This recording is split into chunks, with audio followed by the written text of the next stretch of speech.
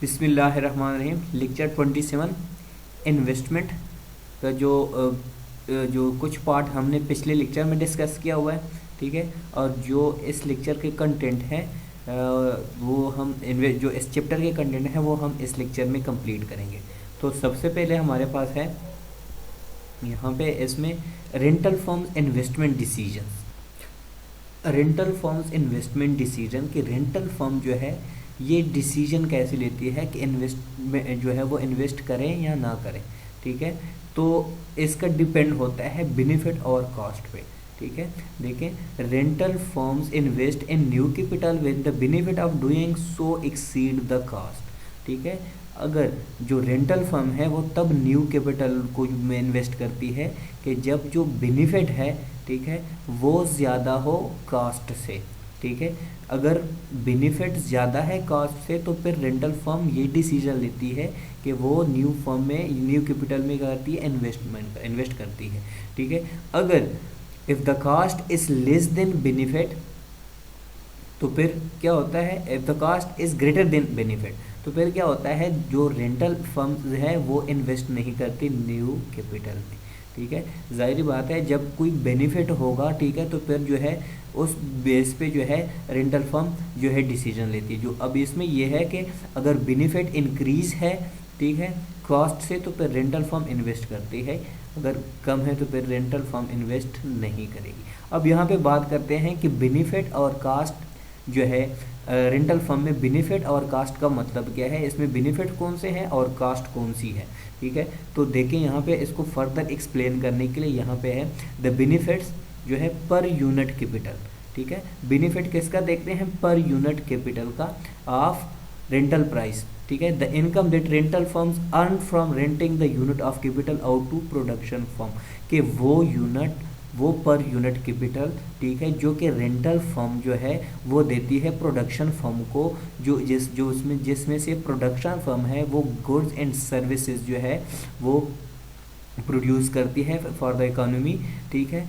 तो अगर ये बेनिफिट जो है पर यूनिट कैपिटल जो यूज़ हुआ है, ठीक है, इसका बेनिफिट ज़्यादा है रेंटल प्राइस से, जो कि रेंटल फर्म जो है वो अर्न करती है प्रोडक्शन फर्म से, जो कि प्रोडक्शन फर्म को वो अपना कैपिटल प्रोवाइड करती है, कैपिटल दे देती है, रेंट आउट करती है, ठीक है। अगर यही बेनिफिट इंक्रीज़ है, ठीक है, किस चीज़ से, रेंटल प्राइस से, तो फिर जो है रेंटल फर्म क्या करती है, ये डिसीजन लेती है कि वो न्यू कैपिटल में इन्वेस्ट करते हैं।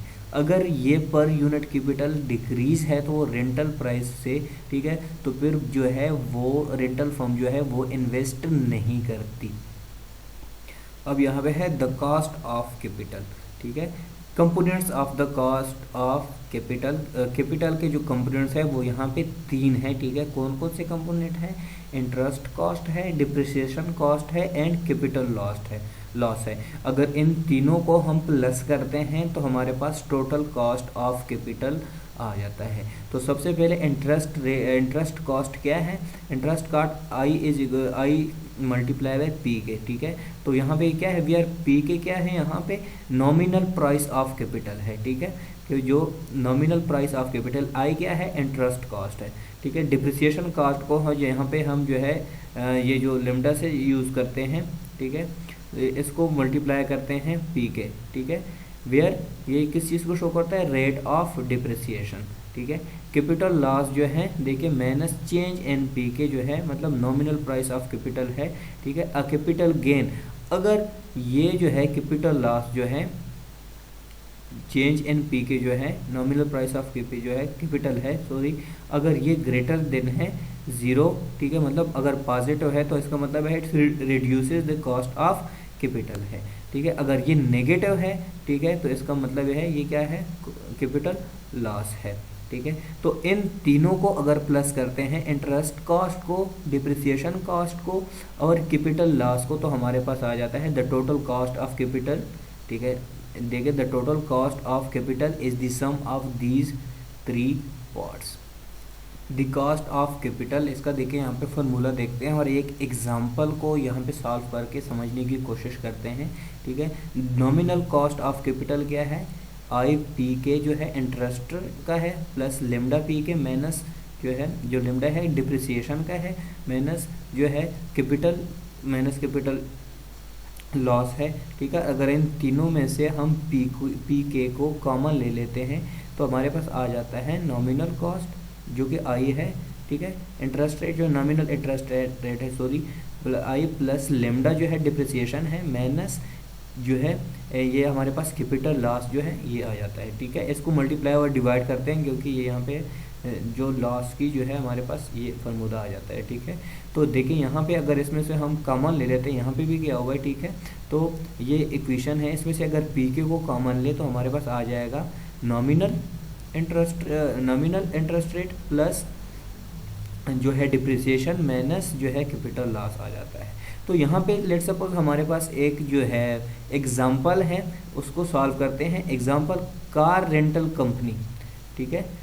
एग्जाम्पल जो है एक कंपनी है जो रेंटल कंपनी है वो कार लेती है, ठीक है, कैपिटल कार, ठीक है। तो देखें सपोज, ठीक है, जो इस पे पीके है टोटल वो है 10,000 और इसमें जो आई है यहाँ पे वो है 0.10 जो कि नॉमिनल इंटरेस्ट रेट है, और डिप्रिसिएशन हमारे पास क्या है 0.20, ठीक है।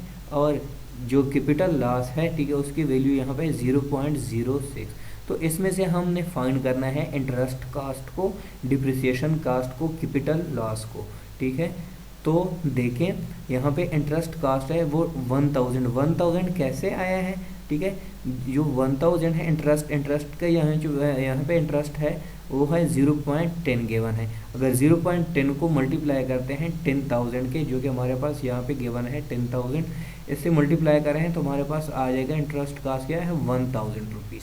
इसी तरह अगर हम डिप्रिसिएशन कास्ट को फाइंड करेंगे, ठीक है, तो डिप्रिसिएशन कास्ट जो है यहाँ पे है 20% है 0.20। अगर इसको हम 10,000 से मल्टीप्लाई करते हैं 0.20 मल्टीप्लाई बाय 10,000 तो हमारे पास वैल्यू आ जाती है 2000, ठीक है। यहाँ पे कैपिटल लॉस है तो ये माइनस में आएगा। कैपिटल लॉस की यहाँ पे वैल्यू कितनी है 0.06। अगर 0.06 को मल्टीप्लाई करते हैं 10,000 से तो हमारे पास -600 जो है डॉलर ये वैल्यू आ जाती है।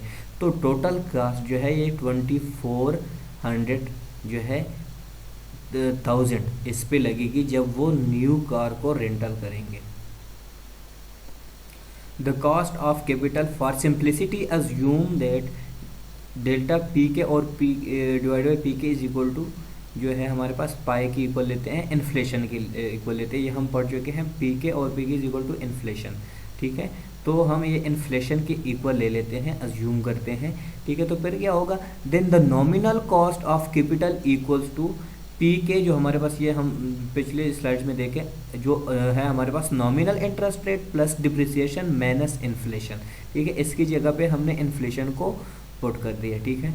तो ये हमें पता है कि जो हमारे पास जो पिछले जो हम इंटरेस्ट रेट की बात कर रहे थे, तो रियल इंटरेस्ट रेट जो है हमारे पास किस चीज़ के इक्वल था, nominal interest rate minus inflation, ठीक है। Nominal interest rate minus inflation. तो यहाँ पे हम इसकी वैल्यू पुट कर देते हैं nominal interest rate minus inflation. तो हमारे पास पी के इज इक्वल टू हमारे पास आता है real interest rate plus depreciation, ठीक है। तो हमारे पास जो है रियल कॉस्ट जो है वो क्या आ जाती है, and the real cost of capital equals to, तो इसको हम पी पे डिवाइड करते हैं प्राइस को, ताकि हमारे पास रियल कॉस्ट ऑफ कैपिटल आ जाए। P K divide by P N two जो है real interest rate plus depreciation. अब देखते हैं the real cost of capital depends positively on, ठीक है, किस चीज़ पे, the relative price of capital, the real interest rate, the depreciation पे, ठीक है। कि जो रियल कॉस्ट ऑफ कैपिटल है ये इन तीन जो है इन पे डिपेंड करता है, तीन कंपोनेंट्स पे। कौन कौन से हैं हमारे पास, relative price of capital, real interest rate और depreciation. The rental firms profit rate, जो हमने प्रॉफिट रेट की बात की है, तो प्रॉफिट रेट को हम कैसे फाइंड करेंगे कि जिसके बेस पे जो है रेंटल फर्म इन्वेस्टमेंट की डिसीजन ले, ठीक है। Firms net investment depends on the firm on the profit rate, ठीक है। तो प्रॉफिट क्या है, प्रॉफिट इज इक्वल टू, यहाँ पे देखे लिखा है profit is equal to benefit minus cost, ठीक है। अगर बेनिफिट में से जो कॉस्ट को माइनस करते हैं तो हमारे पास प्रॉफिट आ जाता है।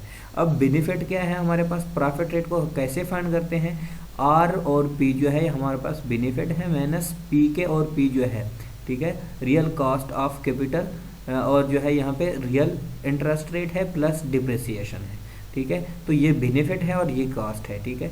तो यहाँ पे देखिए आर और पी जो है इसको हम लिखते हैं is equal to M P K marginal productivity of capital. तो आर और पी की जगह पे हम मार्जिनल प्रोडक्टिविटी ऑफ कैपिटल को यूज़ करते हैं, तो ये हमारे पास आ जाएगा। तो सिंपल जो है आर और पी की जगह पे हम एम पी के जो है इसको इसकी जगह पे लिखेंगे एम पी के माइनस पी के और P is equal to interest rate plus depreciation, ठीक है। तो इससे हमारे पास पता चल जाएगा, ठीक है, कि बेनिफिट जो है ये कास्ट से ज़्यादा है या लेस है।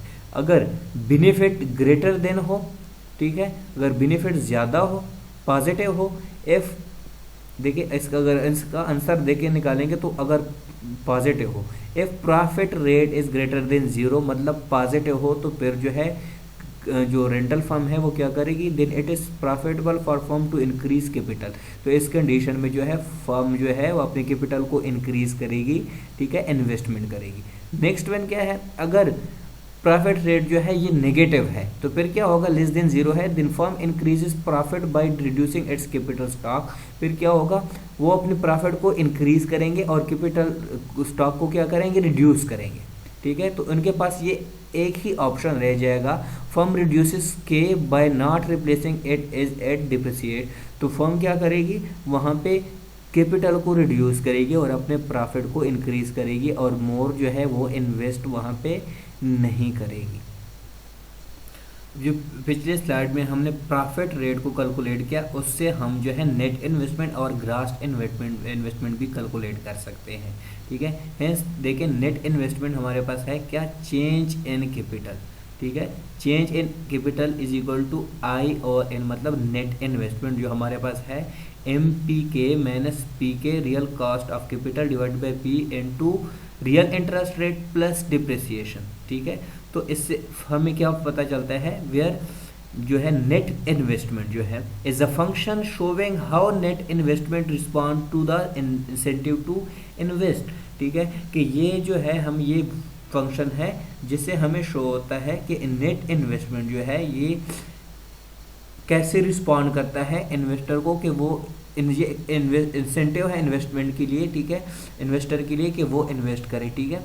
अगर देखिए प्रॉफिट रेट जो है अगर वो पॉजिटिव हो, ठीक है, तो फिर क्या होगा, इंसेंटिव है, ठीक है, कि वो इन्वेस्ट करे, ठीक है।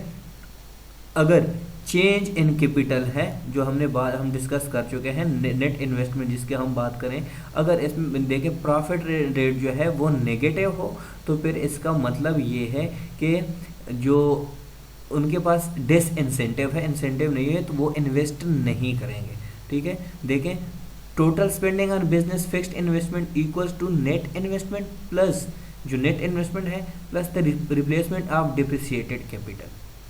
अब ये क्या है हमारे पास, जो ग्रॉस इन्वेस्टमेंट है ये हमारे पास है चेंज इन कैपिटल, ठीक है, जो मतलब नेट इन्वेस्टमेंट है जो हम फाइंड करेंगे ऊपर, जो नेट इन्वेस्टमेंट है या चेंज इन कैपिटल प्लस क्या है, डिप्रिसिएटेड कैपिटल, ठीक है। अब जो इसकी जगह पे नेट इन्वेस्टमेंट के हमारे पास हम क्या यूज़ कर सकते हैं, आई इंटू एन मतलब net investment into marginal productivity of capital minus real cost of capital और P into real interest rate plus depreciation, इसमें bracket close plus depreciated capital. तो ये है ग्रॉस इन्वेस्टमेंट और ऊपर है नेट इन्वेस्टमेंट। तो इसके बेस पे जो है वो भी डिसीजन ले सकते हैं। अब है द इन्वेस्टमेंट फंक्शन, इसमें देखें इन्वेस्टमेंट फंक्शन जो नेट इन्वेस्टमेंट को हमने फाइंड किया, I is equal to I N net investment और marginal productivity of capital minus real cost और P into real interest rate plus depreciation और डिप्रिसिएटेड कैपिटल, ठीक है। तो इसमें स्क्रीन में आपको नज़र आ रहा है, ठीक है, जो हमारे पास वाई एक्सिस पे है इंटरेस्ट है और एक्स एक्सिस पे है इन्वेस्टमेंट है। और ये हम पढ़ चुके हैं कि इन्वेस्टमेंट और इंटरेस्ट रेट का आपस में इन्वर्स रिलेशनशिप है, ठीक है। तो अगर देखें यहाँ पे पॉइंट ए में जो है हमारे पास इन्वेस्टमेंट I1 है और R1 है, जो कि हमारे पास पॉइंट ए यहाँ पे जो आपस में मिलते हैं, ठीक है। अब अगर इंटरेस्ट रेट इंक्रीज हो जाए, ठीक है। इंटरेस्ट रेट के इंक्रीज होने से क्या होगा, इन्वेस्टमेंट डिक्रीज होगी, ठीक है। ये देखिए ये चेंज और ये चेंज, ठीक है। जो ये पॉइंट बी जो है इसका मतलब है कि इंटरेस्ट रेट जो है ये इंक्रीज हो गया और उसकी वजह से इन्वेस्टमेंट जो है डिक्रीज हो गई। देखिए हमें पता है कि जब इंटरेस्ट रेट, अब देखिए इंटरेस्ट रेट इंक्रीज होगा तो उससे क्या होगा, इसकी वजह से जो है कॉस्ट ऑफ कैपिटल भी इंक्रीज हो जाएगा, ठीक है। जब कॉस्ट ऑफ कैपिटल इंक्रीज होगा जिसकी वजह से फिर क्या होगा, प्रॉफिट रेट जो है वो डिक्रीज हो जाएगा और इन्वेस्टमेंट भी डिक्रीज हो जाएगी, ठीक है। देखिए an increase in are raises the cost of capital, ठीक है, कि इंटरेस्ट रेट के इंक्रीज होने से कॉस्ट ऑफ कैपिटल भी इंक्रीज होता है, ठीक है। जब कॉस्ट ऑफ कैपिटल इंक्रीज होगा, कॉस्ट इंक्रीज होगी तो प्रॉफिट रेट क्या होगा, रिड्यूस हो जाएगा। जब प्रॉफिट रेट रिड्यूस हो जाएगा तो फिर क्या होगा, इन्वेस्टमेंट रिड्यूस हो जाएगी, ठीक है। तो इसका मतलब है इन्वेस्टमेंट और इंटरेस्ट रेट का आपस में इन्वर्स रिलेशनशिप है। अब जो है यहाँ पे देखते हैं, लेट सपोज अगर यहाँ पे इंटरेस्ट रेट में कोई चेंजिंग नहीं आती तो फिर इन्वेस्टमेंट में क्या चेंजिंग आती है। यहाँ पे लेट सपोज वही फार्मूला है यहाँ पे नेट इन्वेस्टमेंट का, इन्वेस्टमेंट जो है वही एम पी के माइनस कॉस्ट ऑफ कैपिटल, ठीक है, डिवाइड बाई पी और real interest rate plus depreciation plus depreciated capital, ठीक है। अब यहाँ पे देखें उसी तरह हमारे पास जो वाई एक्सिस पे है वो है हमारे पास इंटरेस्ट रेट और एक्स एक्सिस पे है इन्वेस्टमेंट। अब अगर देखें an increase in marginal productivity of capital, या अगर मार्जिनल प्रोडक्टिविटी ऑफ कैपिटल में इजाफा होता है, ठीक है, अगर वो इंक्रीज हो जाए, या फिर डिक्रीज इन जो है कॉस्ट ऑफ कैपिटल जो है और पी अगर ये डिक्रीज हो जाए, ठीक है, जो अगर कास्ट डिक्रीज हो जाए या marginal productivity of capital increase हो जाए तो फिर इसकी वजह से क्या होगा, अगर marginal productivity of capital increase हो जाए तो इसकी वजह से प्रॉफिट रेट भी इंक्रीज हो जाएगा। अगर प्रॉफिट रेट इंक्रीज हो जाएगा, ठीक है, और साथ साथ में क्या होगा, increase investment at any given interest rate, ठीक है, तो जो वही इंटरेस्ट है जिसमें कोई चेंजिंग नहीं हुई तो इसकी वजह से क्या होगा, इन्वेस्टमेंट भी इंक्रीज कर जाएगी।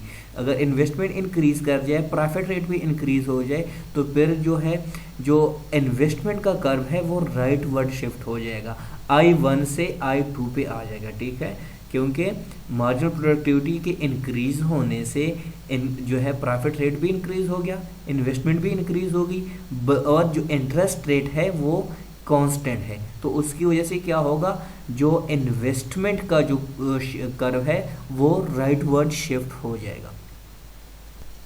आज का जो हमारे इस चैप्टर का जो लास्ट हमारे पास है, ठीक है, वो पार्ट है टैक्सेस एंड इन्वेस्टमेंट का, कि टैक्सेस और इन्वेस्टमेंट का जो है क्या इफेक्ट होता है टैक्सेस का इन्वेस्टमेंट पे, ठीक है, कि इसकी वजह से इन्वेस्टमेंट डिक्रीज कैसे होती है या डिक्रीज होती है, ठीक है। तो सिंपल यहाँ पे हमारे पास 2 टाइप्स के जो टैक्स हैं, तो एक है corporate income tax and investment tax credit, ठीक है, कि इसकी वजह से इन्वेस्टमेंट पे क्या इफेक्ट होता है। तो पहले है कॉर्पोरेट इनकम टैक्स।